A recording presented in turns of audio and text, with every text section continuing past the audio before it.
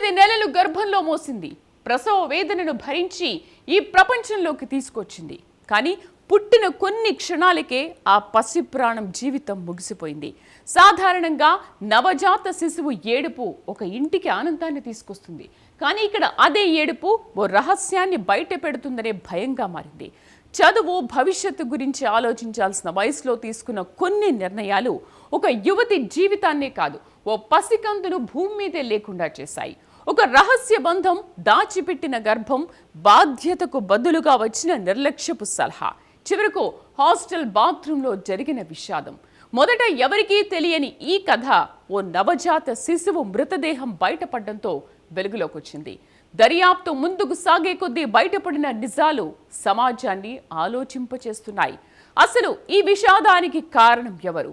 ఒక యువతి తీసుకున్న నిర్ణయమా, ఆమెను ఆ పరిస్థితికి నెట్టిన వ్యక్తుల, లేక సమస్యలను దాచిపెట్టే మనస్తత్వమా? గోల్కొండలో గుండెల్ని పిండేసిన ఘటన వెనుక దాగి ఉన్న అసలు వాస్తవాలు ఏంటి చూద్దాం.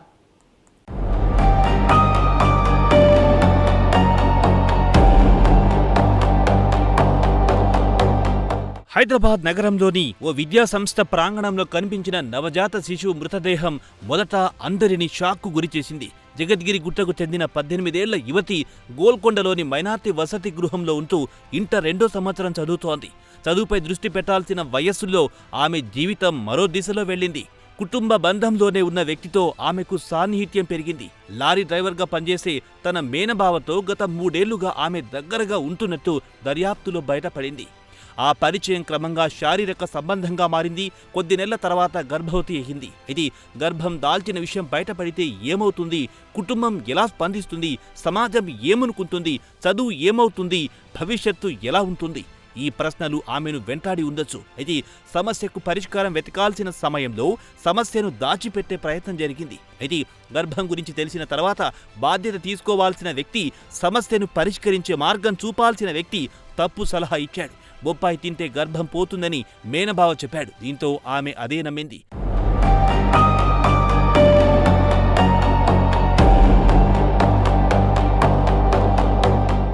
రోజులు గడిచిపోయాయి. గర్భం పెరిగింది. కానీ విషయం బయటకు రాలేదు. చివరకు తెల్లవారుజామున పరిస్థితి పూర్తిగా మారిపోయింది. అకస్మాత్తుగా ప్రసవ నొప్పులు మొదలయ్యాయి. హాస్టల్లోని మిగతా విద్యార్థులు నిద్రలో ఉండగా ఆమె ఒంటరిగా బాధను భరిస్తోంది. ఆ క్షణంలో ఆమె మనసులో ఎంత భయం, ఎంత ఆందోళన నడిచిందో ఊహించడం కూడా కష్టం. సహాయం కోరాలా? నిజం చెప్పాలా? లేక ఇప్పటి వరకు దాచిన రహస్యాన్ని అలాగే కొనసాగించాలా అనే సంఘర్షణ జరిగి ఉండొచ్చు. చివరకు బాత్రూంలోనే ఓ మగ శిశువుకు జన్మించింది.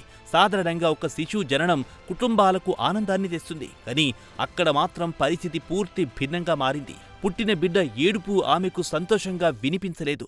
అదే ఏడుపు తన రహస్యాన్ని బయట పెడుతుందనే భయాన్ని కలిగించింది. దీంతో ఆ యువతి అత్యంత ప్రమాదకరమైన నిర్ణయం తీసుకుంది.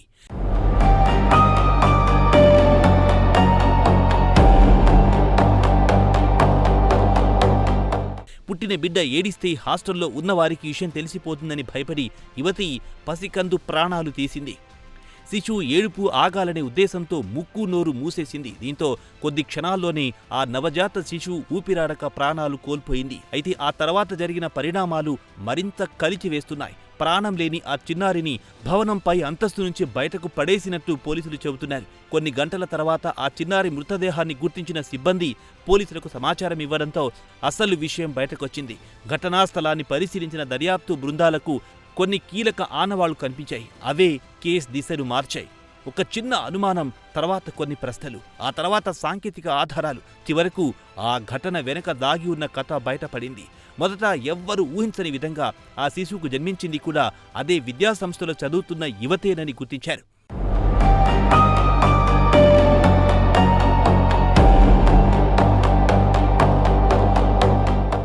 అయితే ఈ కథలో కేవలం ఒక్కరిని నిందితురాలిగా చూడడం సరిపోతుందా అనే ప్రశ్న కూడా వినిపిస్తోంది. ఎందుకంటే ఈ విషాదం ఒక్క రోజులో జరగలేదు. నెలల తరబడి కొనసాగిన పరిస్థితుల ఫలితం ఇది. ఓ యువతి గర్భవతి అయిన విషయం కుటుంబానికి తెలియలేదా? విద్యాసంస్థకు తెలియలేదా? ఆమె చుట్టూ ఉన్న వారెవరూ మార్పులను గమనించలేదా? అవసరమైన ఆరోగ్య పర్యవేక్షణ వ్యవస్థలు సరిగ్గా పనిచేశాయా అనే ప్రశ్నలు కూడా ముందుకొస్తున్నాయి. మరోవైపు ఆమెతో సంబంధం ఉన్న వ్యక్తి పాత్ర కూడా చర్చనీయాంశంగా మారింది. బాధ్యతలు తీసుకోవాల్సిన సమయంలో ఎందుకు వెనక్కి తగ్గాడు? సమస్యను పరిష్కరించే బదులు దాచిపెట్టే ప్రయత్నం ఎందుకు జరిగింది?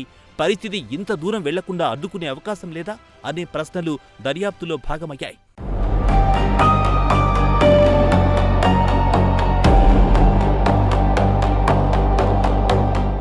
ఇక్కడ అత్యంత బాధాకరమైన విషయం ఏమిటంటే ఈ విషాదంలో ఓ పసి ప్రాణం పూర్తిగా నిర్దోషి. ఈ ప్రపంచాన్ని చూడ్డానికి పుట్టిన కొన్ని క్షణాలకి ఆ జీవితం ముగిసిపోయింది.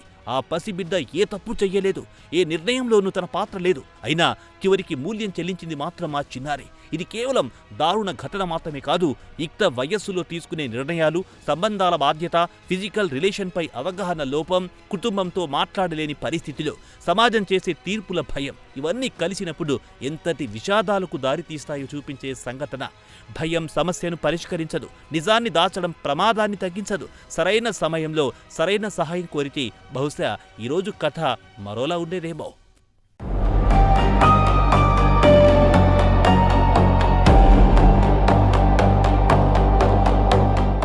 గోల్కొండలో వెలుగులోకి వచ్చిన ఈ ఘటన కేవలం ఒక నవజాత శిశువు మృతి వ్యధ మాత్రమే కాదు, యుక్త వయసులో తీసుకునే తప్పుడు నిర్ణయాలు, బాధ్యత లేని సంబంధాలు, సమస్యలను దాచిపెట్టే ప్రయత్నాలు, సరైన అవగాహన లేకపోవడం ఎంతటి విషాదాలకు దారి తీస్తాయో చూపించిన ఘటన.